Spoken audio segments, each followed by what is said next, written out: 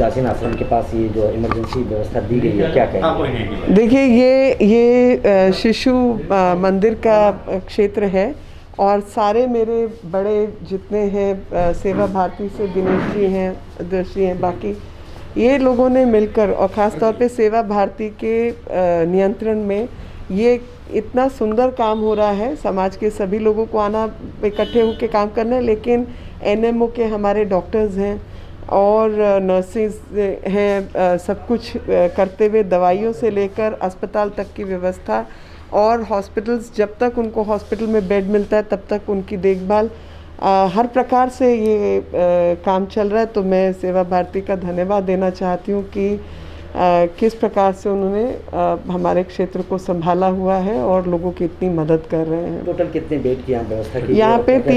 यहाँ पे 30 बेड की व्यवस्था है। आप स्क्रीन पे देख सकते हैं। 33 स्क्रीन की तरफ देखिए हम लोग। 33 से 40 बेड, 40 लोगों का ये लगातार मदद चल रही है। अभी साथ ही दूसरा सेंटर भी खोल रहे हैं जिसमें ऑक्सीजन कॉन्सेंट्रेटर से लेके भोजन की व्यवस्था और साफ सफाई सब कुछ यहाँ पे मैनेज हो रहा है। डॉक्टर्स 24 घंटे डॉक्टर्स हैं, नर्सेज हैं, पैरामेडिक्स हैं, सफाई है, सब कुछ है। मतलब जैसे अस्पताल जैसे ही अस्पताल चल रहा है। मैम, काफ़ी स्थिति दिल्ली की नाजुक थी, लेकिन केंद्र सरकार जिस ढंग से आगे आई है, अब स्थिति कहीं ना कहीं जो भीड़ है सड़कों पे वो कम नज़र आता हुआ दिख रहा है। देखिए, आपको दो बातें समझनी पड़ेंगी कि केंद्र सरकार अपना फ़र्ज़, अपना कर्तव्य समझकर आगे आई है, क्योंकि सब भारतीय हैं और किसी भी भारतीय को नुकसान हो ऐसा कोई भी सरकार नहीं चाहती। लेकिन प्राइमरी तौर पर प्राथमिकता से ये काम दिल्ली सरकार का था और दिल्ली सरकार का 10,000 करोड़ का बजट है, 9,959 करोड़ रुपया।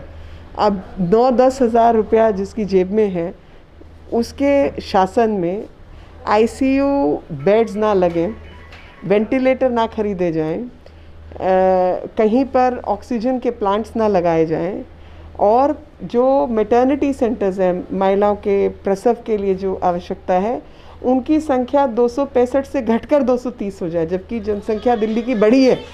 तो जो 10 साल पहले दिल्ली में 265 मैटरनिटी सेंटर्स थे, वो घटकर 230 रह गए हैं। एमसीडीज़ के सफाई कर्मचारी, क्योंकि बिना स्वच्छता के तो कुछ नहीं होता, आप उनको तनख्वाहें ना दें, उनके द्वारा जो 2-3 अस्पताल चलते हैं जहां डॉक्टर्स की व्यवस्था है, उनको तनख्वाह ना दें, ये कहाँ की मानवीयता है। और मुझे दुख इस बात का है कि जो लटियंस मीडिया है वो ये सवाल ही नहीं उठाता, वो धन्यवाद करने में लगा है, जबकि मैं जानती हूँ कि वो सब 45 से ऊपर की उम्र के लोग हैं जिनको पूरी वैक्सीन की व्यवस्था भी केंद्र सरकार ने करके दी है। मगर फूटे मुंह से धन्यवाद तो बहुत दूर की बात है, कम से कम सच ही बोल दें। जी, और भी इस तरह की सुविधा दी गई है आपके संसदीय क्षेत्र में? मेरे संसदीय क्षेत्र में ऐसे कई केंद्र चल रहे हैं और आरकेपुरम का भी, और एक आज नई दिल्ली में भी शुरू कर रहे हैं। तो हम लगातार लगे हुए हैं ये काम करने में। यहाँ की आम जनता के लिए क्या मैसेज है आपका? आम जनता के लिए मैसेज है कि अपने अंदर की जितनी कमियां हैं उनको एक तरफ रखते हुए जीवन रहेगा तो बाकी चीज़ें रहेंगी। आप सब लोग समाज में एक दूसरे का सहयोग करें, और जब आप एक दूसरे का सहयोग करेंगे तो समाज में थोड़ा शांति भी रहेगी और सब लोग आगे आकर इस लड़ाई में शामिल होंगे। और ये समझिए युद्ध है, ये कोई छोटी मोटी व्यवस्था ऐसा नहीं है, ये युद्ध है और युद्ध में हर भारतीय को इकट्ठे होकर लड़ना है। जो लोग ब्लैक कर रहे हैं, गलत काम कर रहे हैं, ये समय नहीं है ये सब करने का। जी, कहाँ पैसा लेके जाओगे? जिंदा रहोगे तो पैसा काम आएगा।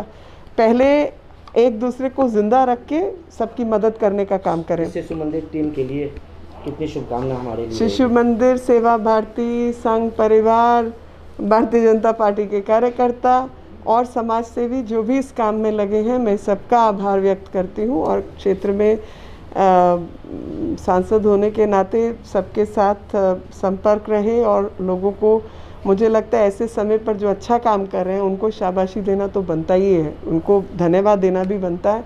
ये भाव हमारे मन से कहीं नहीं जाना चाहिए, क्योंकि मैं जानती हूँ लोगों को शमशान घाट तक ले जाना, वहाँ सेवा करना, उससे पहले सेवा करना, कोई आसान काम नहीं है, बहुत मजबूत हृदय चाहिए और उस मजबूत हृदय के साथ, सेवा भाव के साथ जो भी लोग लगे हुए हैं, मैं उनकी आभारी हूँ। धन्यवाद मैम, नमस्ते। नई दिल्ली लोकसभा के अंदर ये जो व्यवस्था दी गई है, ये जगह कौन सा है और किनके द्वारा ये सुविधा दी गई है? ये अपना नाम के साथ। ये दिनेश, मैं संघ का कार्यकर्ता हूँ और सेवा भारती के थ्रू ये काम चल रहा है। यहाँ पे उदासीन आश्रम गुरु राम राय है, ये इसमें पूरा का पूरा सपोर्ट जो है हमको ये गुरु राम राय उदासीन आश्रम से महाराज जी का और ये रामकृष्ण मिशन ट्रस्ट है, इनके सहयोग से ये सेवा भारती के द्वारा सहयोग से ये अपना एक सेंटर चल रहा है। 33 बेड यहाँ पे हैं जी। 33 बेड में आपके जो 6 बेड हैं वो ऑक्सीजन से युक्त बेड हैं और 15 जो हमने ऑक्सीजन कंसनट्रेटर हमने यहाँ पे रखे हुए हैं। हम यहाँ किसी भी जो भी हमारे पास पेशेंट आते हैं उनको हमारे डॉक्टर उनको अच्छी तरह से देखते हैं और फिर लगता है कि यहाँ पे एडमिट करना चाहिए तो एडमिट करते हैं। हमारी प्रायोरिटी जान बचाने की है। हम कोई भी हमारे पास आता है तो उनकी हम जान अवश्य बचाते हैं और कोशिश करते हैं कि उनको एडमिट करते हैं, ऑक्सीजन पे रखते हैं और उसके बाद में 2 दिन ऑक्सीजन से लेवल पे आने के बाद हम उनको वार्ड में शिफ्ट करते हैं। हमने अपने इस कमरे में, डॉक्टर के कमरे में हमने प्रत्येक पेशेंट पर CCTV कैमरे लगा रखे हैं।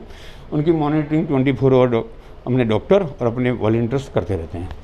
अंदर माइक भी लगा रखे हैं तो पेशेंट के साथ सीधा संपर्क ज़्यादा नहीं हो, इसलिए अंदर से पेशेंट को जो भी आवश्यकता होती है वो माइक से बोलते हैं और इस डॉक्टर के रूम में हमको उनको बातें सुनाई पड़ती है। कोविड के फर्स्ट स्टेज के पेशेंट होते हैं या कोविड से पॉजिटिव है वो भी एडमिट है यहाँ? पॉजिटिव ही लेते हैं और पॉजिटिव ही लेते हैं। अगर कोई क्रिटिकल केस भी होता है और लगता है कि भाई वो कहीं एडमिशन नहीं मिल रहा है तब भी हम प्रेफर देते हैं कि चलो एक बार वहाँ अंदर जाके ऑक्सीजन सपोर्ट देते हैं और उनको फिर कहते हैं कि भाई आप अपनी व्यवस्था ICU की व्यवस्था करके आइए और फिर पेशेंट को लेके जाइए। लेकिन हम रोड पे उनको कैसे भी इसी हालत में छोड़ते नहीं हैं, उनको ऑक्सीजन सपोर्ट ज़रूर देते हैं और फिर अगर 2 दिन में उनको कवर हो जाता है तो उनको फिर किसी हॉस्पिटल में ट्रांसफ़र कर लेते हैं और अगर लगता है कि होम आइसोलेशन में जाना है तो उनको वहाँ सपोर्ट करते हैं। यहाँ डॉक्टर की पूर्ण, यहाँ 4-5 डॉक्टर एवरी टाइम रहते हैं, 24 आवर डॉक्टर की यहाँ पे फैसिलिटी है और सब अनुभवी डॉक्टर हैं, गवर्नमेंट के डॉक्टर हैं और 24 घंटे यहाँ पे हमारे पास में 1 सेकंड के लिए भी डॉक्टर आगे पीछे नहीं होते हैं। नर्सिंग स्टाफ है, पैरामेडिकल स्टाफ है और मेडिकल 3rd ईयर के स्टूडेंट भी हमारे को हर 4-4 घंटे में 3-3 3rd ईयर मेडिकल स्टूडेंट हैं वो हमको सपोर्ट करते हैं। धन्यवाद सर। ठीक, आपका भी सबसे। यहाँ शिशु मंदिर पे जो इमरजेंसी व्यवस्था दी गई है इसके लिए हेल्पलाइन नंबर क्या है? हेल्पलाइन संघ की हेल्पलाइन, सेवा भारती की हेल्पलाइन यहाँ पे इश्यू है। आप कहीं पे भी आप सर्च कर सकते हो। दिल्ली प्रांत की अपने सेवा भारती की हेल्पलाइन अपने पास है। एक बार नंबर बोल देंगे? कर लीजिए 9811115803। फिर से रिपीट करें। 9811115803। यहाँ पे मैं दिनेश विभाग का रेवा झंडेवाला विभाग का वो मैं यहाँ पे देख भी रहा हूँ और हमारे बहुत से 4 कार्यकर्ता जो केंद्रीय प्रमुख है वो भी देख रहे हैं। इनके अलावा भी कोई नंबर है यहाँ पे? हाँ, सामने वाला अब कर सकते हो। नहीं, ये 4 नाम है ना, ये 4 नाम का आप सेव कर सकते हो। दिलीप जी, इसका फोटो ले लीजिए। अरुण जी, प्रमोद जी और श्रवण जी इसके अंदर में 24 आवर रहते हैं और ये आपको थोड़ा सा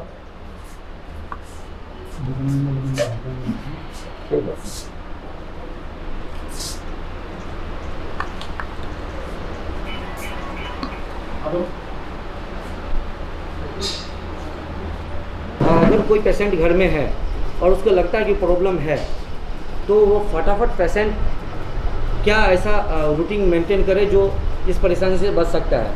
देखिए, नमस्कार, मेरा नाम डॉक्टर अभिषेक है। मेरी अगर किसी मरीज़ को कोई दिक्कत होती है तो सबसे पहले यही एडवाइस होगी कि वो अपने फैमिली फिजिशियन से या जो भी नज़दीकी डॉक्टर है उससे सबसे पहले वो फ़ोन पर बात करे, अपनी जो तकलीफ़ है वो तकलीफ़ के बारे में बताए और जो जो उसको दिक्कतें हैं वो विस्तृत रूप से बताए और जो उसको पुरानी बीमारियां हैं उसके बारे में भी बताए। बिना डॉक्टर के परामर्श के जो अभी आजकल दिक्कत हो रही है, लोग व्हाट्सएप के फॉरवर्डेड मैसेजेस से अपना जो ट्रीटमेंट है वो शुरू कर चुके हैं। वो करना अवॉइड करना चाहिए क्योंकि आधी से ज़्यादा दिक्कतें व्हाट्सएप फॉरवर्ड मैसेजेस के कारण है। बिना डॉक्टर के परामर्श के वो घर पर दवाइयाँ लेनी शुरू ना करें। एक यही मेरी सब लोगों से गुजारिश है। लक्षण क्या है इसके कोविड को पहचानने के? देख, कोविड को पहचानने के लिए उसे खांसी हो सकती है, बुखार रह सकता है, सांस लेने में तकलीफ हो सकती है, बेचैनी हो सकती है, दस्त भी लग सकते हैं और आंखों में भी इन्फेक्शन हो सकता है। ये सारे जो कारण हैं, ये सारे के सारे लक्षण जो हैं ये कोविड के हैं। कोविड के हैं। थोड़ी राहत अगर घर में है और ऑक्सीजन की तकलीफ हो रही है तो तुरंत घर में ऐसी क्या सुविधा ले जिससे पेशेंट को तुरंत रिलीफ मिले? यदि व्यक्ति ने ऑक्सीजन सैचुरेशन अपना घर पे ही ऑक्सीमीटर से नाप लिया है और उसको लगता है कि वो 95 से 90 के बीच में है, तो उसको पहले तो कोशिश करनी चाहिए कि किसी नज़दीकी अस्पताल में जाए जहाँ पर उसको ऑक्सीजन की सहायता उपलब्ध हो सके। यदि ऐसा नहीं कर पा रहा है तो व्यक्ति को अपने पेट के बल उल्टा लेटना चाहिए ताकि उसके फेफड़े जो हैं वो ज़्यादा खुल सके और वो सांस लेने में जो तकलीफ़ हो रही है उससे अपने आप को बचा सके। ये इमीडिएट काम है, पर कोशिश यही करनी है कि ऑक्सीजन की व्यवस्था करनी ही होगी और अस्पताल लेकर जाना ही होगा। धन्यवाद, थैंक यू जी सर। एक तो आपका परिचय जानना चाहूँगा पहले। हरीश कुमार मिश्र, पहाड़गंज में मेरा निवास है और राष्ट्रीय स्वयंसेवक संघ का परिवार प्रबोधन का प्राण टोली का सदस्य हूँ मैं। जी जी। यहाँ हमारे पहाड़गंज के सभी कार्यकर्ता बंधु जो हैं वो बड़ी मेहनत के साथ और सहयोग के साथ जुड़े हुए हैं। भोजन से लेकर, समय देने से लेकर, मेडिकल फैसिलिटीज़ से लेकर जो जो हमारे पास ईश्वर ने साधन दिए हैं उससे हम मानव समाज की, भारतीय समाज की सेवा कर सकें, बस यही हमारा ध्येय है। Thank you sir, thank you.